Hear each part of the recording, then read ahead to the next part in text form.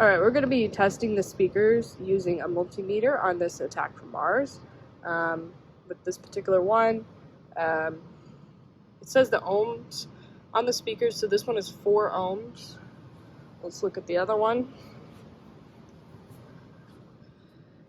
And looking for it. Okay, 4 ohms. So that's the ohm symbol right there. So that's what it should measure with the meter. I have the gain powered off.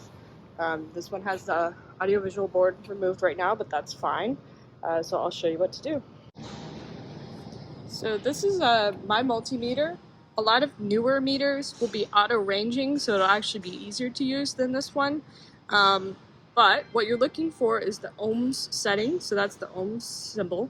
So on my meter, I press this button in to select ohms. On some meters, you'll have a knob in the middle, and you want to point the knob at the ohms symbol.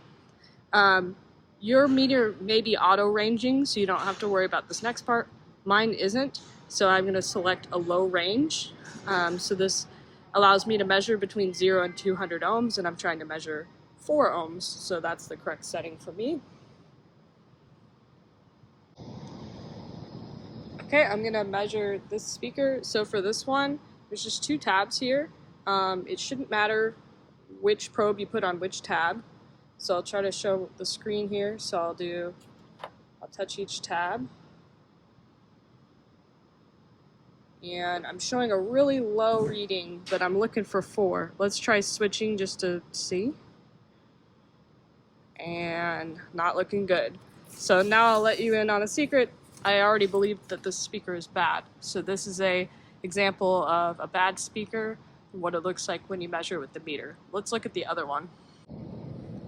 Alright, now I'm going to test the right speaker. One of the tabs is here, the other tab is here. We're looking for the tabs with the black wire or the black with yellow wire going to them. This speaker's a little different. It has a capacitor in the circuit.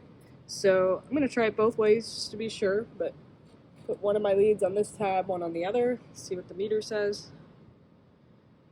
4.1, that's pretty darn close to 4.0, so I'm going to say that's a good speaker. I'll test it the other way just to see if it's any different.